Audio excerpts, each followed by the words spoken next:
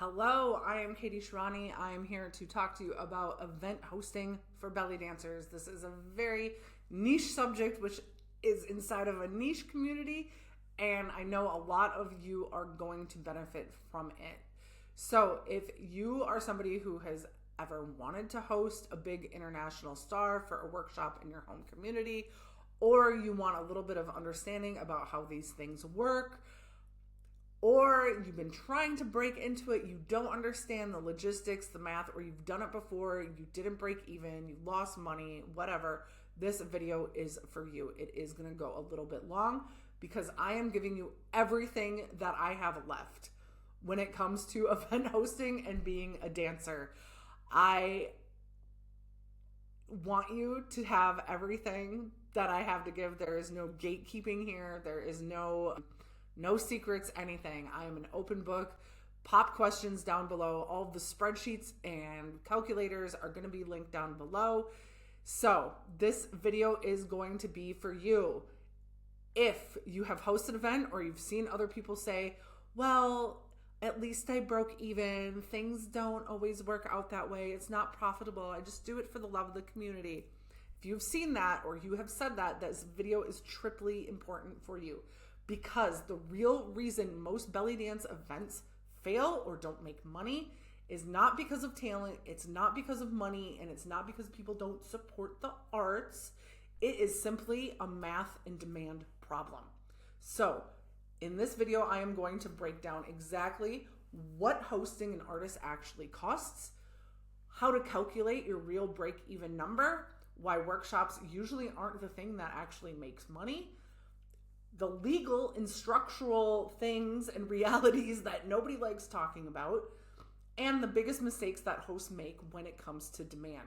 By the end of this, you're going to know whether hosting is a smart move for you and whether or not you need to build up your personal brand or your own business first, because that's another thing that nobody's going to tell you. That's something nobody's going to tell you to build first, but I will, because we are not gatekeeping here. Right? So if you want the spreadsheets, you want the budget templates, you want any of that, just go into the comments below. I'll put it down there. And so let me now get into why I am qualified to talk about any of this. So about 10 years ago, I was the artist formerly known as Katie Sahar. I was organizing my own classes. I had my own troupe. I was doing workshops in Minneapolis over 10 years ago. I was not some big name dancer. I didn't win any competitions. I was a nobody. Like, I was a very, very, very medium fish in a very small pond, basically. I wasn't anything special, but I did have my troupe. I had a small studio, but I also hosted huge fucking events. And these were with amazing performers from across the world, and I always made money. I didn't just not lose money and break even. I made into the thousands of dollars with my classes, gala shows, performances, etc. I was not an amazing dancer. I was just very, very organized and I understood principles like positioning and demand and branding before I was able to put them into business terms. And that is why I was able to succeed. Now, as Cardi B once said, I don't dance now. I make money moves. I gave up on being a performer. I'm done with that life. I am over it.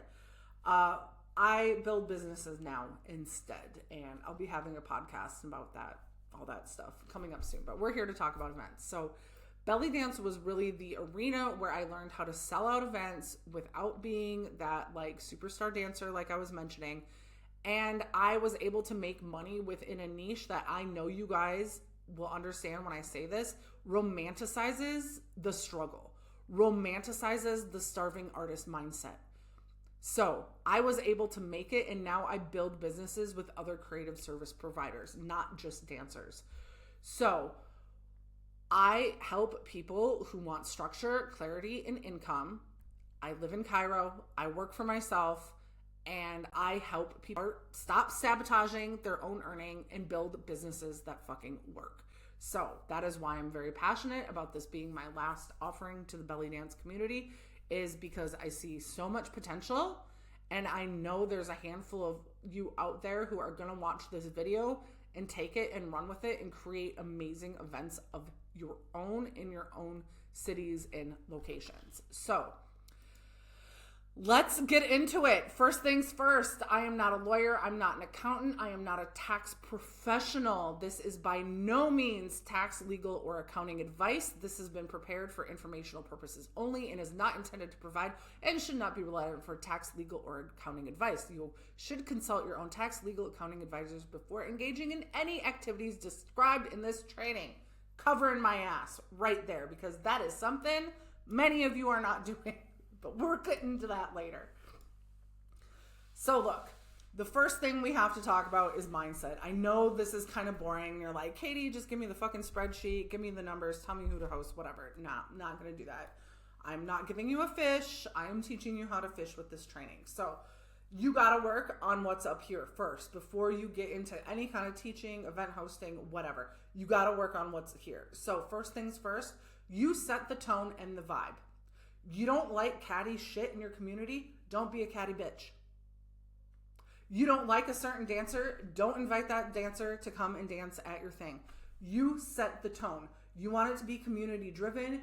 You want it to respect the source cultures. You know what you have to do. Listen to your gut. Have your own values. Have your own authentic reasons for doing this and act accordingly, right? You don't like it when other people show up and leave after they perform. You better not be going to other events and leaving and performing and leaving, right? You are going to set the tone, the vibe, and the expectations. And you are going to do that long before you ever put out an announcement, right? Who you are as a brand is going to say so much more about you than any perfectly designed flyer or any competition win or anything like that. The next thing is the people pleasing has got to go. Look, I am talking to a demographic here who sways heavily female, which means that we were socialized in a very certain way.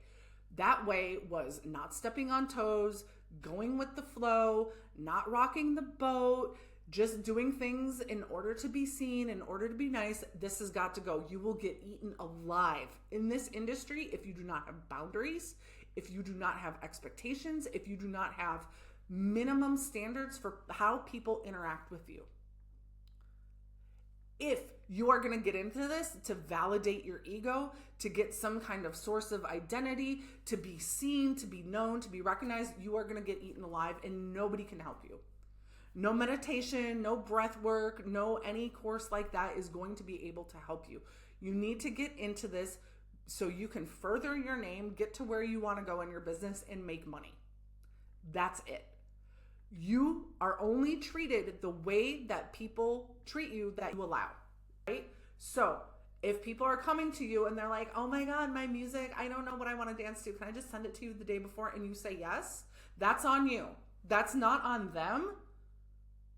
That is not on them for asking you for this favor. If you have everything on a website, the who, what, when, where, why, with all of the details and whatever, and people are still coming to you and you still give them the information instead of being like, hey, go and read the website, everything is listed there, that's on you. That's not on them. That is behavior that you are allowing. The next thing is money. You do not do this if you do not have a buffer or if losing money is going to be a consequence to you and your family. It is a very likely, even though what I am doing here is supposed to make you money, you might lose. Entrepreneurship, which at the end of the day, what this is about, is inherently a risky endeavor.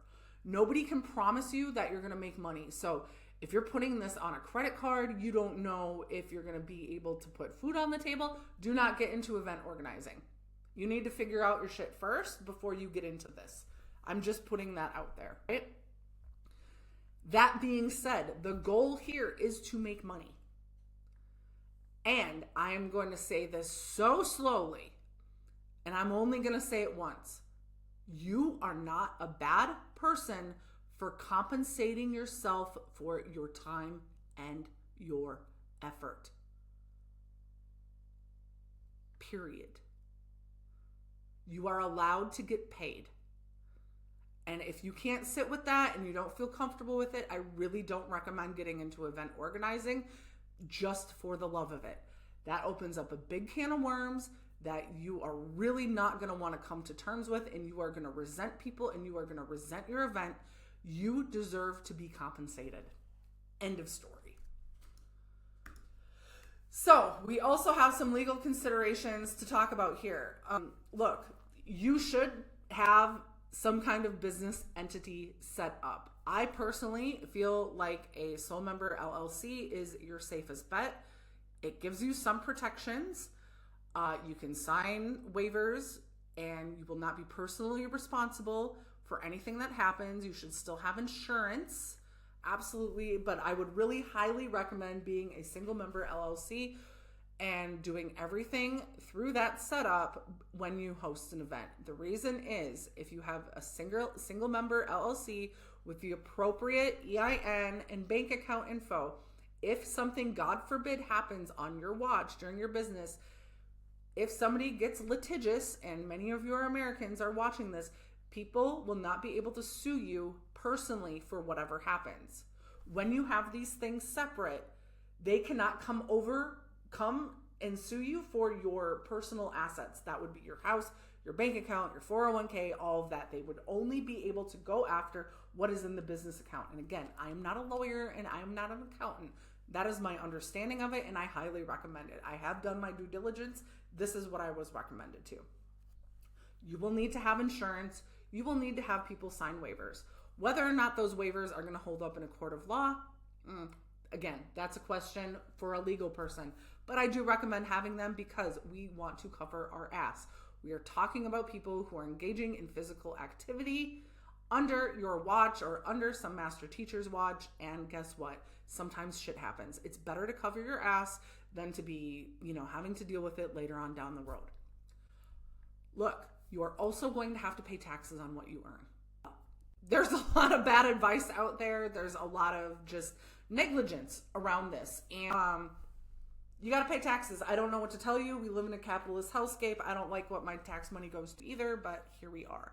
So make sure that your bookkeeping is in order. Make sure that your record keeping is in order. And if you're doing something in a gray area, just be aware of the consequences. And the last thing I want to point out, especially to the belly dance community, especially right now in 2026 when I'm recording this, it is illegal for any foreign national visiting the United States on a tourist visa to work. Period.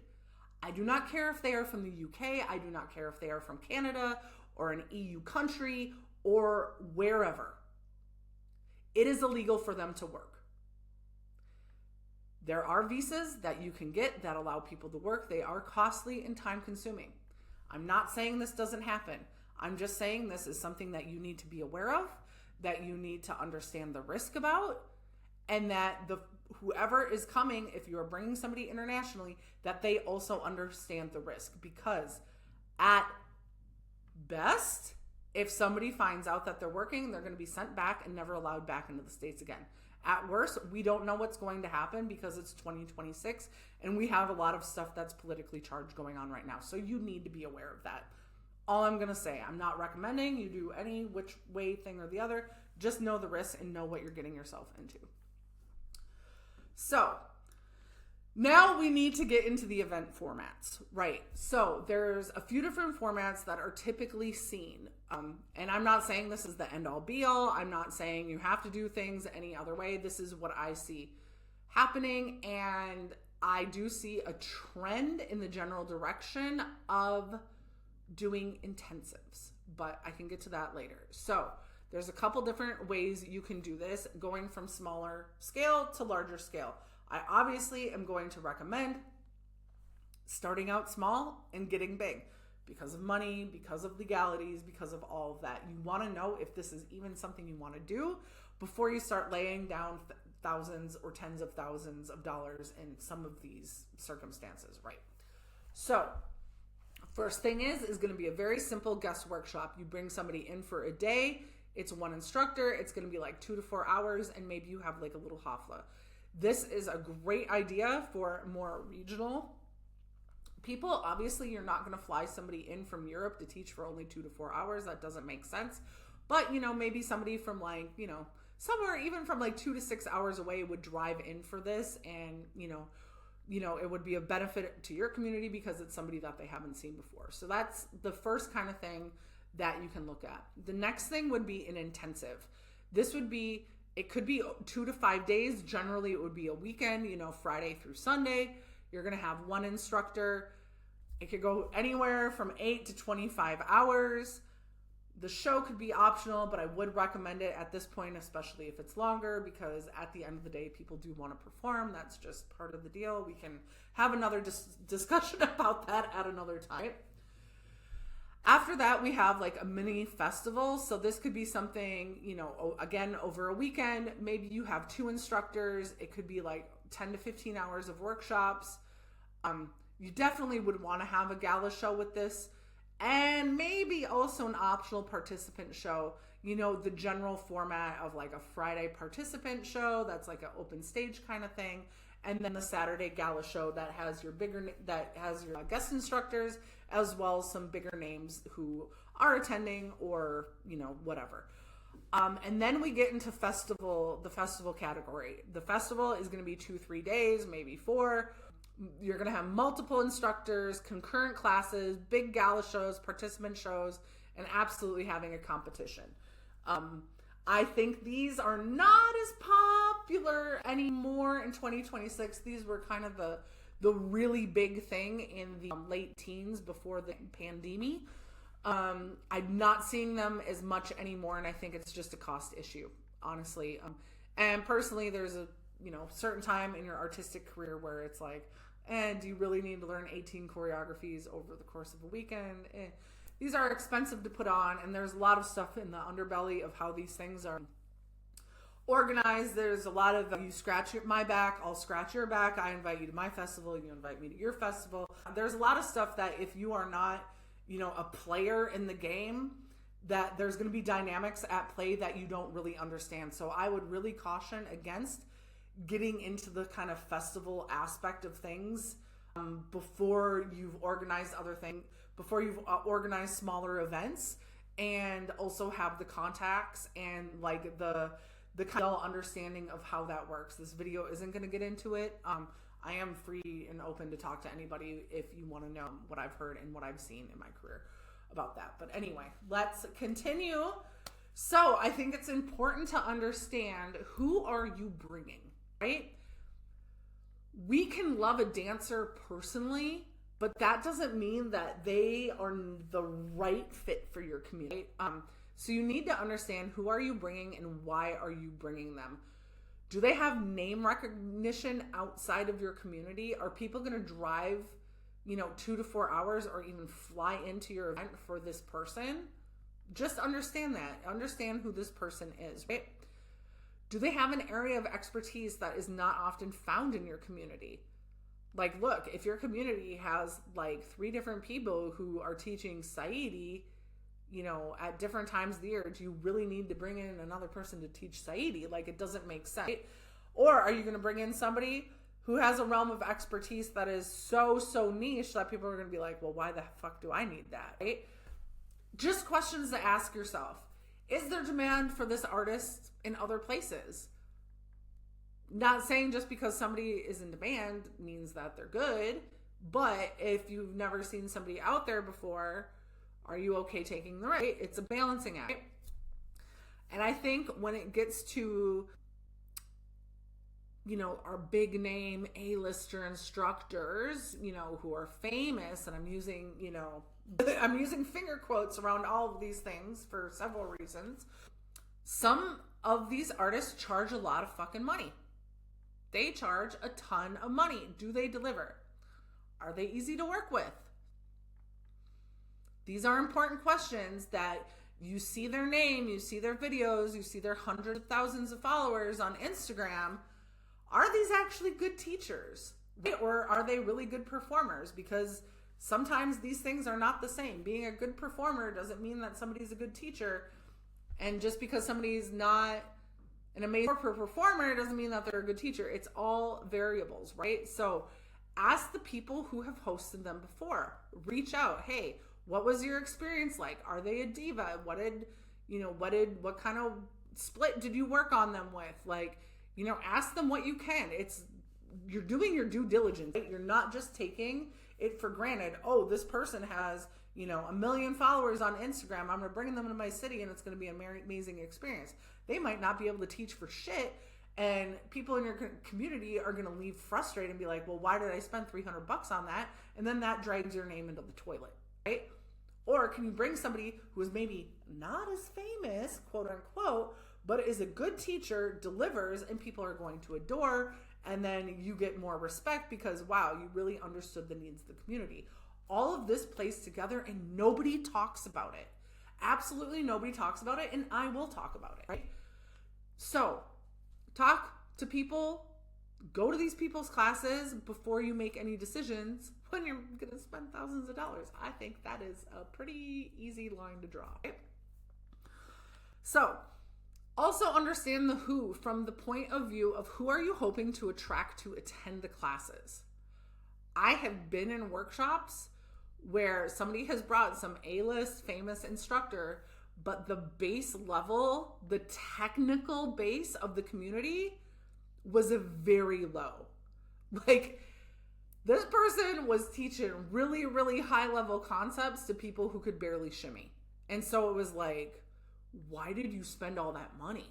Right? And then it was just kind of like, well, that person doesn't know how to teach. And it's just like, it's like speaking Chinese to somebody who's, can barely speak English. It's like, why are you going to do that? So really, really understand who it is you're bringing and the level of the community that you're hoping to bring in, and make sure that's a match, right?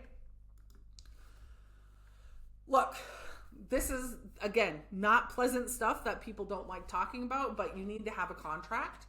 Even if they're foreign, even if you're doing things on the DO, have things on paper. This is going to make things clear. It's going to avoid misunderstandings. Like, you are going to know what you're responsible for. They're going to know what they're responsible for, and you can refer back to it if there's any kind of little point of contention. So, like, if you're responsible for their accommodations, are they okay with a guest room in your house, or do they need a hotel? Do they need premium economy, or do they need business class for their flight, etc., etc., etc.? And get on paper their fee structure. So I want to talk about this a little bit. There's usually 2 ways this is done. Number 1, the artist comes to you, they say it's a flat fee, right? This is going to include X hours of workshops. It's going to include however many performances and however many hours of competition judging if you're going to do that. And it's going to be, let's say, $3,000 for the whole weekend. They're going to teach 8 hours, they're going to perform, and they'll judge 2 hours of competition. $3,000 flat fee, everything's done, and then obviously you're paying for their room, their transportation, their food during the event, etc., etc. Or that flat fee might be like, I charge $300 an hour per workshop. And then they like charge you extra for performances, whatever. I would really try to bundle that all together into an all-inclusive flat fee.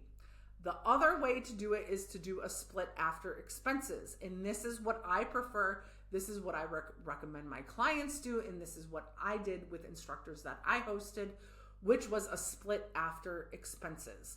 The general standard is 70% to the artist, 30% to the organizer. You might be able to swing this like 60-40, but I do think that 70-30 is the common baseline. But what does that mean? That means after your venue rental, after any theater rental, if you're having a show, any of that, you're going to take everything that you put in, that you had to spend, you're going to subtract that, and then whatever your profit is, 70% goes to the artist, 30% goes to you. Artists might be a little bit wiggly about this. If they don't know you, they might need a minimum. Maybe they need to know that they're going to be getting like $2,000. So you can structure it like you will get $2,000 or 70% of the profits, whichever is higher. That way they can kind of cover their ass and make sure that they're getting paid. And then you're not like, completely effed and you make some money. This is what I recommend. Everything's negotiable, but you are allowed to negotiate with people. You are allowed to go back and forth on prices. This is a business. Just because somebody puts out some outlandish number doesn't mean that they might not be okay with something else. Right? So when it comes to the finances, like I said, I do have a spreadsheet. Go down in the comments, go grab it, and you can download that and you'll see how you shake out. So the next thing we have to talk about is, again, pretty basic, but when. You need to know your community. If there is a long-standing event in your town or state or whatever at a certain time of year and it's been going on for 20 years, I think it's in your best interest not to host your big name instructor a week before that event. People already have brand loyalty to that thing, and if you're going to go up close to it, not a great idea. You're going to shoot yourself in the foot. Do not do that. Obviously, 1 to 2 weeks outside of major holidays are a no-go. You're not going to have somebody, a week before Christmas. Like, come on, that's not a great idea. The dead of summer can be really tricky. For Americans, that's going to be, like late July and August. That can be pretty rough. People are taking vacations, or the kids are out of school, or, lots of things are going on. It can be rough, but it is very community and context dependent. Take a look at your school calendars. In general, the beginning of the school year and the end of the school year is going to be hectic for a lot of people. So I would avoid, 2 to 3 weeks around those times. So that being said, look, there is an issue in the belly dance community where it's like there's some regions that just have so much going on, and so many people have tried, like, let's come up with a Google Calendar so we don't play within too close of each other, whatever. This never works. This is playing nice. It never works. I respect those of you who want to play nice in the sandbox, who do your due diligence, who don't want to, rub anybody the wrong way. But look, unless it is a long-standing event, like I talked about earlier, that has been in the community for 5, 10, 15, whatever years, you get your shit out there first. It's your date, period. Nobody's ever going to say it the way that I did, but there's a certain point where playing nice and waiting for other people to get their shit together, guess what? They're going to walk all over you anyway. You get your date out there first. You pee on that date first things first. And it's yours. You got to make sure you do the marketing and all of that, but you announce first. That date is yours. If somebody doesn't like it, guess what? You did it before they did, and then, you know what? May the best event win. Because I've seen this too many times with too many very dedicated, well-meaning dancers that they either don't get their event out with enough time, or they're waiting for somebody else who is maybe kind of sort of thinking about doing an event, but they don't know. But then they decided last minute, and then this other person is left holding the bag, right? No. Get your event, get your venue, get your artist, get that shit out there. You do not owe anybody anything. Do what you have to do. That if it's in your best interest and it's what works for you, you go for it and you get it done, period. So, speaking of venues, look, this is going to be probably your next biggest expense next to hosting your artist is going to be the venue. In 2026, venue fees are obscene. They are absolutely obscene. And really good venues are going to book up fast. You are likely, depending on the scale of the event, especially once you start getting into festival territory, you are going to need to look about a year in advance. In some places, in some markets, you may very well have to book your venue before you book the guest artist. I know it's crazy. It's crazy, but venue is very important. And I want you to pick 2 things when you think about a venue. But you have 3 to consider, but you're never going to get all 3. It's the old better, faster, cheaper paradigm, right? You can pick a central location. You can pick reasonably priced. Or you can pick a dance studio environment that has like the mirrors and the good flooring and all of that. You can pick 2 out of the 3. Do not, if you can get 3 out of 3, hey, my hat's off to you. Please report back and tell me how you did it. And I will give you all the applause in the world. Right? But in general, when you're looking for a venue, you're going to get 2 out of the 3. Right? Personally, for me, and I can't speak to your market and your needs. But the events that I ran, I preferred reasonably priced in a dance studio environment. So that meant my stuff was a little bit farther out in the suburbs, but on the other hand, that gave me the ability to have parking spaces for people, but it wasn't available to people via public transit very easily. But that was in Minneapolis. That's a different story. So go for 2 out of those 3. I would not just go for 1 out of 3. I would try to pick 2 out of 3. So now, okay, we're way fucking deep in this. We got to talk the brass tack. Right? We had to talk about this stuff before, but now we're getting into the meat of it at minute 30. Sorry. But look, marketing is going to be your full-time job if you're hosting an event. And the thing that I see dancers not doing like quite often is not getting people excited about the event before you formally announce. In the online business world, this is referred to pre-launching, and it is very, very important. You cannot expect just to come up out of nowhere with like a fancy flyer and expect people to be excited. You need to be planting those seeds inside of your local community the second you sign that contract, or even when you're thinking about like, hey, I'm going to be talking to so-and-so, like, are you guys interested? Do you like their dancing? You need to be sharing their videos in your student groups. You need to be sharing them on Facebook. You need to get a temperature on the room and start building hype before the contract's even signed, right? And you need to listen and observe carefully the needs and habits of your community. Again, it's not just about what other long-time events are taking place in the community, but look at who shows up where. Why do they show up? If your community is one of those communities that they don't show up unless there's a performance opportunity, you're going to have to grit your teeth and offer a performance opportunity to the people who are doing the workshops or the event, right? Otherwise, you're fighting a losing battle.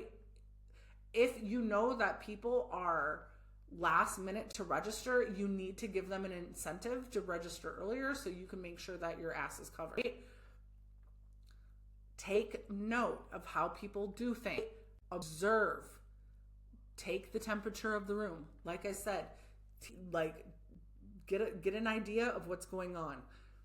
And this is very important, but very underrated. You need to decide on a brand kit for your event and stick to it. It can be similar to your personal brand depending on your preferences, but if you're showing up every other week with flyers that have no cohesion, you don't know what it is from one day to the next, it makes your event look cheap, it makes you look cheap, and it makes it look like just like something that like can be ignored. I'm not saying you need to go spend $5,000 on a brand kit and a logo and all of that. I'm just saying make it look cohesive. Make it look intentional. Make it look like you put some thought into it, right? Yes, Canva is fine. That's no problem. Just be consistent with your marketing materials. So look, this is something people also don't talk about it. Like I said, I'm spilling the tea. You need to communicate with your guest artists and the performers what you are going to need from them in terms of advertising. Look, so many of these star dancers or whatever, yeah, they're busy. They are their own brand. They are doing their own thing. They're in their own world. But they should be helping you advertise the event, because guess what? You don't know everybody in your 5-state area. That person has more reach than you do, right? So tell them in advance, hey, look, I need 6 posts from you, before the early bird ends or whatever, because you need to cast a wide net. People need time. People need, if they're going to drop, a couple $100 to a couple $1,000 on going to an event, if they have to fly in, they need to know about it in advance. And your guest artist needs to do some of that work for you. If you're having a show, you need to tell your performers, maybe not so much the out-of-state ones, but at least the local ones, like, yeah, if you're going to perform in the show, I need you to post the flyer that you're going to be there, 3-4 times, especially in the 2 weeks leading up to the event, right? Again, because they have a reach that you don't have, that you don't have, right? Communicate this with people. This is a reciprocal situation here. This is not just like, oh, I'm hosting this thing and now all the work is on me and now I'm going to be a martyr. No, this is a community thing. You're putting it together. You can have expectations for other people. I know I just talked about graphic design, but the bigger your event, the better your graphic design needs to be. You need to know when to hire out. Again, it just comes down to perceived value. It comes down to intentionality. It comes down to, putting some effort in. So if you're having somebody from 2 towns over, come on, yeah, go fuck around in Canva and have fun. You're bringing some superstar from Egypt, you might want to invest a couple $100 in a graphic designer. I'm just saying, it's a lot of optics. We're talking about performers. We're talking about a very visual art form. How you look makes a difference. And I am going to belabor the shit out of the next point, but here's the thing. Marketing on social media is not just posting the same flyer over and over and telling people to sign up. There are people that I have unfriended, that I have muted, who are very lovely people who I adore very much, who do that thing. And I don't like it because for me, I don't live in your town. I'm not going to your city. I don't give a shit. You're posting the same thing every day, 5 times a week. It's the same flyer. I'm bored. You're taking up space. But if they're at least going to tell me, oh, wow, I love this instructor because of what they do or what they're offering, or here's a video of them doing a snippet from their workshop, or here's a thing of, them performing the thing that they're going to teach in the workshop. Even if I'm not going to the event, that's a little, at least enough for me not to mute them. So you need to be creative in the terms of how you're advertising and marketing your event, right? You need to talk about it more than you think. And talking about it more than you think, like I said, is not just posting the flyer over and over. Sign up. Early bird ends next week. Nobody fucking cares. You need to give them a reason to care. And that is your job as the event host, is this kind of marketing. You need to show the benefits of attending the event. You need to infuse your values, your personality, your story, and why you're bringing this person for this event into your social media about the event. The flyer needs to look good, but it is not the end all be all. You need to be so much more expansive. And I have a guide for this in the link down below. It's with your calculator. It's with everything else. It'll automatically get sent to you. I have marketing ideas for you. I have marketing plans. I have positioning. I have all of that for you. I can't, if I keep going into it, this video is going to be 3 hours long and nobody wants that, right?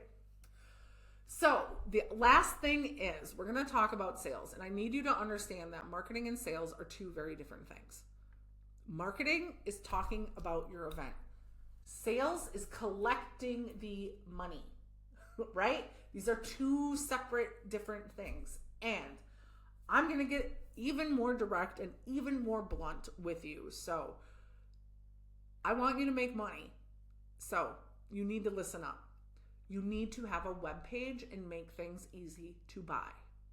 You need to have as few clicks as possible from somebody seeing, hey, I'm hosting so-and-so, to here's the add to cart register button. You need to have as few steps as possible between those 2 things in order to make the sale. Otherwise, you're going to get, oh yeah, I was going to do it, but I forgot. Oh yeah, but I couldn't, I forgot to Venmo you. Look, I know there are very famous people, very well-known people in our community that can just say, oh, just Venmo me. That shit does not work for the rest of us. I'm sorry. They have brand loyalty that you, I, and others have not built yet. And they are still losing sales. Those people could be optimizing their sales by 30 to 40 to if not 50%. If they had simple checkout buttons and clear ways to buy, they're shooting themselves in the foot. So just because other people are like, okay, well, just Venmo me and your register, does not make that a good sales system. I will die on this hill, 100%. You need to make it easy to buy. Just Venmoing or Zelling or email me to find, this shit is not going to work. It is not going to work. It is 2026. People are tired. They are overextended. They are distracted. And if you want to make the sale, you want to make your event profitable, that is what you're going to have to do. I understand that in Canada and European countries, that bank transfer is like really, really preferred. I do still think it's time to set up payment buttons for people to use credit cards. This makes things easier for you, especially because it's all automatic. You can go pull the report from PayPal or pull the report from Stripe. You're not sitting there manually entering things in, especially if you are neurodivergent, you're disorganized, you probably have a day job on top of this whole event hosting things. The job is for you to make it easier on yourself and also on other people to buy, right? So payment plans are increasingly necessary. You just need to make sure that your terms and conditions are very, very obvious and very clear and require a click agree button before the payment processing. So you need to make it clear. You're going to automatically be charged, or the second payment is due when, or whatever. The more automatic you can make it, the better. I would say for anything over $300, it is in your best interest to have a payment plan. This next thing is going to be a little bit spicy, and I might get some heat for it. I do personally think you can charge more for a payment plan, but I wouldn't go over 10%. I'm not into penalizing people just because they don't have money up front, but look, you are taking a risk on a payment plan, right? And you should be compensated for that risk, even if just slightly, right? So have your payment plan set up, make sure you know your due dates and exactly when everything is going to be charged and running through and all of that, and have that ready to go. Now, when it comes to sales, and this is really the reason that you're probably watching this video, people signing up late is 80% a marketing and incentive problem and 20% human nature, right? I hear this all the time, especially after 2020. People are just taking longer to decide. They're just signing up last minute. I never know. Look, we talked about it. Pre-launch your event. Pre-launch your event. You need to be telling people in your community that you're bringing somebody before you even announce it online, right? This is even more important the smaller community that you're in. I know that seems weird. It seems backwards.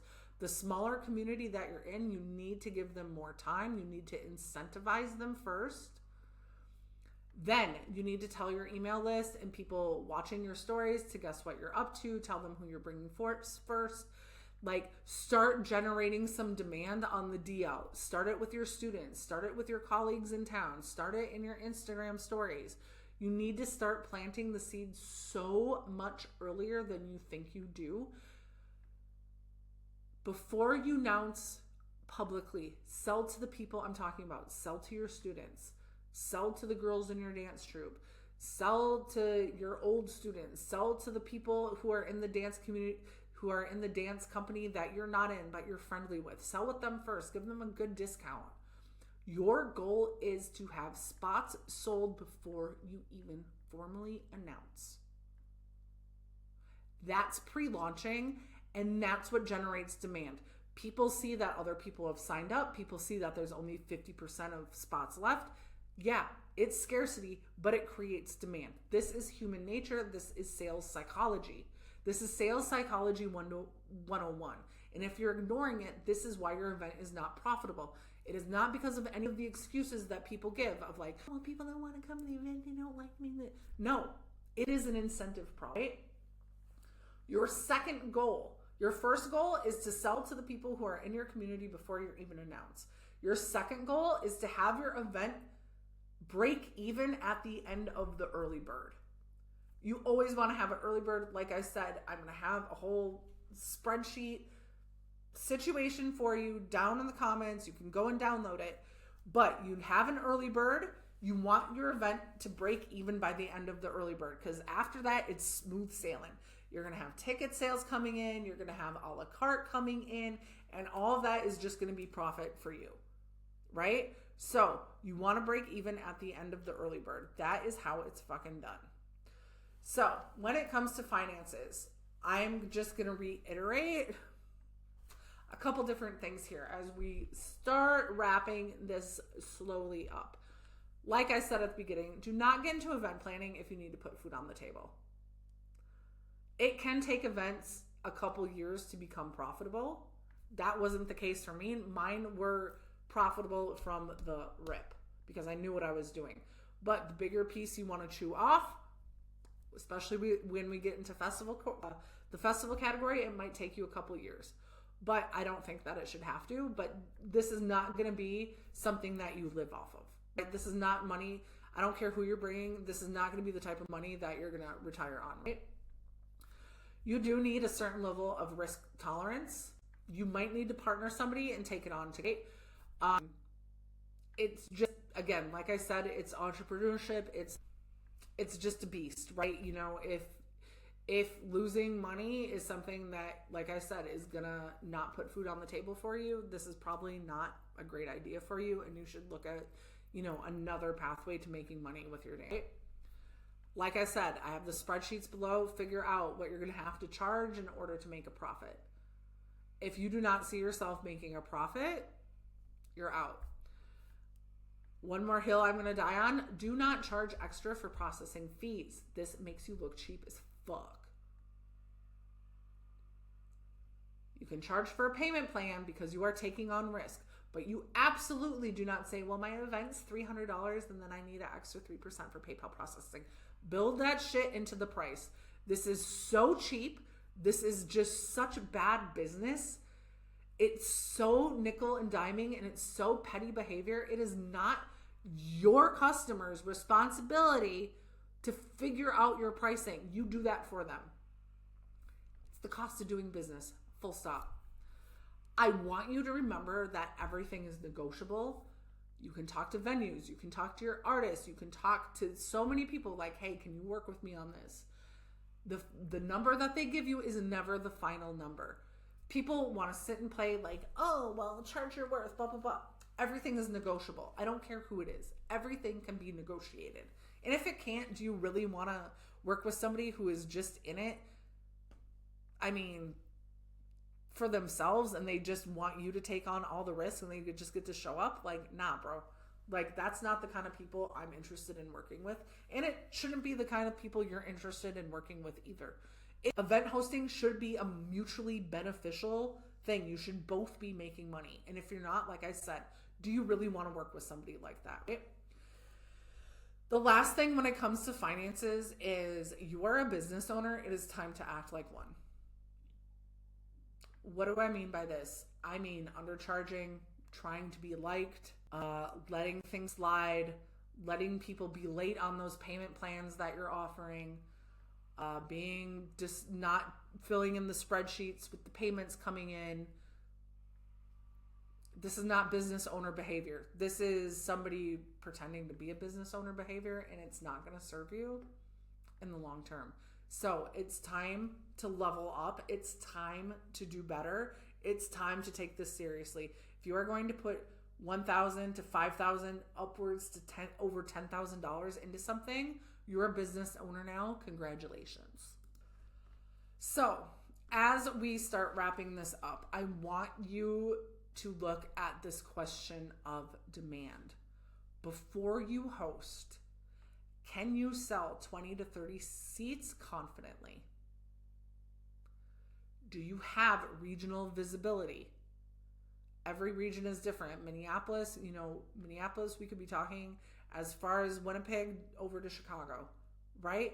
People knew me from Winnipeg to Chicago to North Dakota to South Dakota to Iowa to Kansas City, right? Wasn't so well known on the West Coast or the East Coast, but in the Midwest, people knew who I was, right? Do you have that kind of visibility? If you don't, we need to talk, right? You need to ask yourself, do people trust me? Have you done events before? Have you helped other people with events? Have you shown up to other people's events? Do I have students who come to me week after week? Do people come to me for advice? Do people ask for my opinions on things? These are things you need to be very, very, very self-aware about, because if you don't have visibility and you don't have trust, the sales are going to be even just so much harder than they already are. Are you willing to market aggressively? This is something you need to have a really tough you need to have a very tough discussion with yourself about. If you just want to put together a flyer and be like, hey, I have this thing, and post about it once and then complain that people didn't sign up, You weren't really willing to do the work. It's not just about flying the person in and being on demand the weekend of whatever you're doing. You have to be on call up to 6 to 12 months before this thing even happens. If you're not willing to market aggressively, this is not the endeavor for you. If you have a problem posting, if you have inferiority complex, or you have imposter syndrome, or whatever we're going to call it, about posting and showing up on social media and talking about yourself and talking about this person that you're bringing in, this is absolutely not the arena for you to be in. You need to do that inner work first before you get into it. And the last thing is, and it's so underrated, do you have a runway for this? What do I mean by that? Do you have long enough of a lead up time in order to market effectively? I break this down in a spreadsheet. I don't need to talk about this on a video. For most things, you're going to want at least 6 months. For most people that you're going to bring in, you need at least 6 months of talking about it on a weekly basis for people to pay attention. That's just where we live right now. That's the landscape that we live in. That's the name of the game, right? So you need to answer this demand question before you go any further. So look, I've said it 8 times in this video. If you want the tools, I've linked the budgeting, the event timeline, and the template below. Go grab them. You'll be put on my email list. That's marketing. That's sales. I have no qualms about it. You shouldn't. I gave you all this. I gave you the blog post. If you want the tools and the spreadsheets and all that, you need to be on my email list, because I'm a marketer. I am a salesperson. This is what I teach people to do, right? And to that end, I need you to understand that the math, this video, the blog post, all of that, that is step one. That is step one of a big thing that we need to have a conversation about, that I've been alluding to in this whole video. Building demand, building reputation, building the sales system, building the positioning is step 2. And that's a very long step that no amount of YouTube videos, no amount of blog posts, no amount of podcasts are going to ever be able to touch. So to that end, in April, I am starting the Bellydance and Business Mastermind. This is going to run from April to November of this year, 2026. If you are watching this on April 13th, I'm sorry, you got here too late. I'm happy to work with you in a one-to-one context or in an unstuck intensive. But after April 12th, I no longer have capacity to work with people on the basis of the honestly really cheap basis that I've been working with dancers on. This is my last hurrah for dancers. This is it. So my goal in this mastermind is to teach you all of the concepts that will make you, if you do the work, you will have a sustainable business and your artistry without burning out. Because there's too many talented dancers that maybe aren't famous, who aren't popular, that have so much to offer their communities, who have so much to offer the art form, who have so much to offer students, who just aren't being seen because they weren't handed anything by their mentors. They were taught, go out and teach, get some gigs, good luck. But guess what? That is not a business strategy. That is not positioning. That is not sales. That is not marketing. That is not finances. That is not all of the stuff that we touched on in this hour. I can teach you that stuff. I did it for myself. I do it for my clients. I've hosted profitable events. My clients have hosted people. They've done their own online programs. They have their own online coaching. They aren't famous people. They aren't competition winners. They aren't ass kissers to whoever's famous. They've done this on their own, and they've done it with my help. So this is the last chance to work with me in this type of container for an accessible price. And it's the first and last time this mastermind will run. And that's it. So go grab your worksheets, go grab your tools, listen to this, share it with a friend. I know this isn't like the easiest concepts to, digest. Come back, listen to it, leave comments. I am here for you until April 12th. After that, I'm out. So enjoy, share, like, comment, follow, Bye.